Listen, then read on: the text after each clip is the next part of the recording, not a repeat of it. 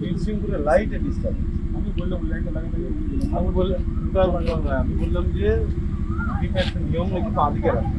হ্যাঁ, বাঁদিকে দেখতে পাবো মানে, কিন্তু যেখানে সমস্যা আছে সেখানে ডান দিকে রাখলে কি? আমি বললাম টানি দিলে কেমন হয়, বলছে না টানা যাবে, যেতে ওটা না, টেবিলে টানলেই লাইটটা যদি আসে না টানা যাবে না। আমি সেটা যদি পাঠাবো। ঠিক আছে দাদা, আসছি। বিজেপি বরাবরই সৌজন্যের রাজনীতি বিশ্বাস করে। তাছাড়া উনি আমাদের এলাকার মানুষ, আমার পূর্ব পরিচিত। তাই ওনার ওনার ওনার যে বুথ তালদা, সেই বুথে এসেছিলাম, দেখা হলো, আশীর্বাদ নিলাম। এটা স্বাভাবিক, এটা আমাদের এখানে নতুন কিছু নয়, এরকম ঘটনা ঘটতেই থাকে। সিমলাপাল বরাবরই শান্ত এরিয়া, এখানে সেরকম আপনি হাজাই দেখতে পাবেন, এগুলো কোনো বিচিত্র ঘটনা নয়।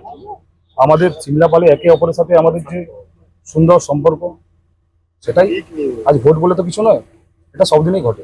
দেখুন, আগেও আমি বলেছি, বিজেপি সবসময় সৌজন্যের রাজনীতি বিশ্বাসী। অন্য জায়গায় কি হচ্ছে সেখানে পরিস্থিতির উপর নির্ভর করে।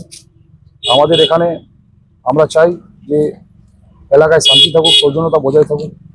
এলাকার মানুষও ওটাই চায়। এলাকার মানুষ যারা ঝামেলা করে, ঝগড়া করে, তাদেরকে পছন্দ করেন। ভোট ঠিকঠাক হচ্ছে? হ্যাঁ, ভোট ঠিকঠাক হচ্ছে। আমি দেখি অন্যান্য জায়গায়, অন্যান্য ব্লকের মধ্যে কি অবস্থা আছে। আমি তো বলি, ছোট ভাই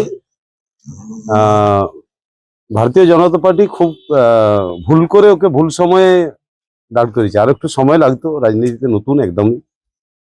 যাই হোক, সেটা তাদের দলীয় সিদ্ধান্ত। আমার বুথের কাছাকাছি আমার বাড়ি। সকালবেলা টিফিন করে বাড়ি থেকে বেরোচ্ছিলাম, ও পরিদর্শনে এসেছিল, দেখা হয়ে গেল। তো আমি একটা প্রবলেমের গল্প ওকে বললাম, ও বললো আমিও জানি দাদা এই প্রবলেমটা আছে। আমি বললাম জানাও, পাবলিক তো ভোট দেবে, তাদেরকে তো ভোট দেওয়ার ব্যবস্থা করবে।